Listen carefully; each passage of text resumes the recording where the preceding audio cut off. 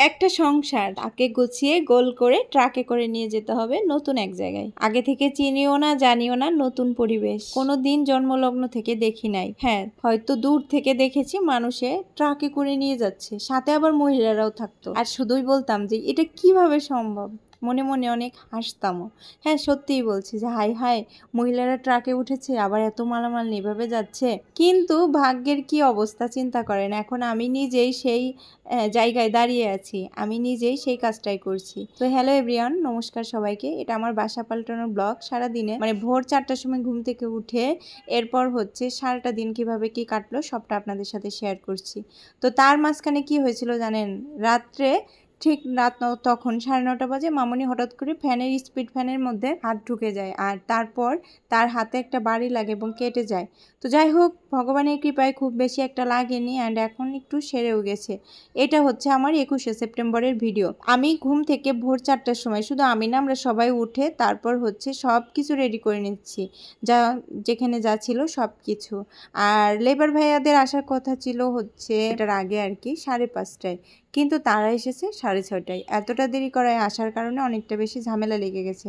তার কারণ আপনারা তো জানেনই, ঢাকায় যখন জ্যাম পড়ে তখন হচ্ছে সকাল 8:30টার পর থেকে জ্যাম শুরু হয়ে যায়। আমরা চেয়েছিলাম 8:30টার আগেই ঢাকা ছেড়ে আসতে, কেননা ঢাকার যে জ্যাম রে ভাই, আমার জীবন একদম অতিষ্ঠ লাগে। আর এই তো সবাই হচ্ছে মালামাল নিয়ে যাচ্ছে, তো ওনরা একদমই কাজের কায়দা বুঝতে পারতেছিল না। আর আমার জিনিসগুলো টুকটাক ভারী, পছন্দের জিনিস, প্রিয় জিনিসগুলো একদমই কেমন যেন হয়ে যাচ্ছে এভাবে টানাটানি করতে করতে।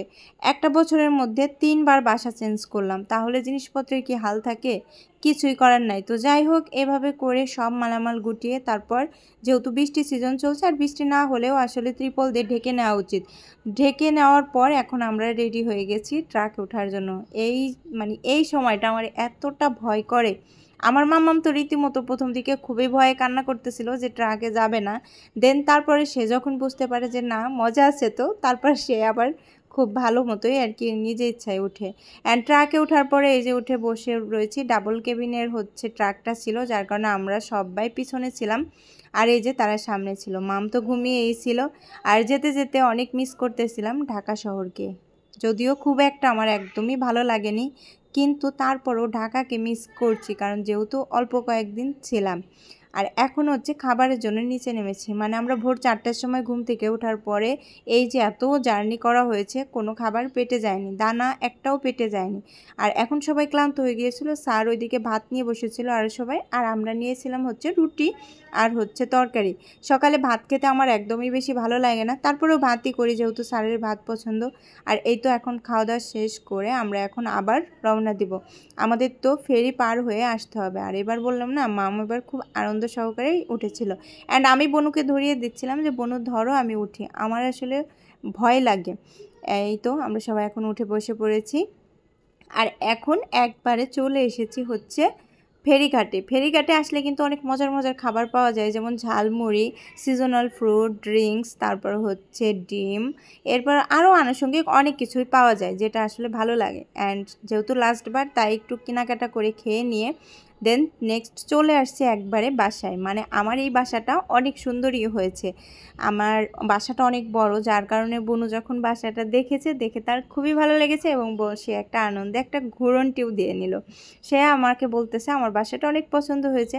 তো বাসাটা আসলে 3টার বেডরুম এবং ডাইনিং ড্রয়িং, এই যে এত বড় 3টা বেডরুমের সাথেই 3টা বাথরুম এবং ব্যালকনি আছে। তো যাই হোক, এই কারণে বোনের অনেক বেশি পছন্দ হয়েছে। যে আমি আপনাদের সবাইকে আমার বাসাটা দেখিয়ে দিচ্ছি যে বাসাটা কেমন।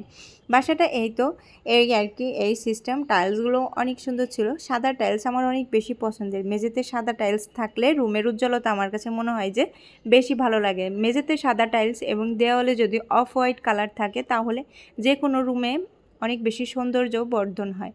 আর এই তো আমার রান্নাঘরটা, এবারের রান্নাঘরটা অনেক বড়। গতবার ঢাকাতে যে বাসায় ছিলাম, সত্যি বলতে সেই বাসার প্রতি আমার একটুকু মায়া জন্মেছিল না, কারণ কি এত ছোট বাসা ছিল যে আমার জিনিসপত্রগুলো একদম ঠাসাঠাসি হয়ে গিয়েছিল। অ্যান্ড বাসায় মালামাল সব ওঠানোর পর প্রায় সন্ধ্যার পর চলে যায় রান্নাঘরে, কোনো রকম চুলাটা সেট করে তারপরে যে একটা তরকারি মানে মাছ ভাত রান্না করে নিই। তখন আর হোটেলে যায় না খাবার খেতে, কারণ আমরা যে টাইমে খাবার খাবো সেই টাইম না রাত্রি না হচ্ছে সন্ধ্যা। তো খাবার খেয়ে নিয়ে তারপরে যে ফ্লোরিং করেই শুয়ে পড়েছিলাম। সবাইকে আজকের মতো বিদায় জানাচ্ছি।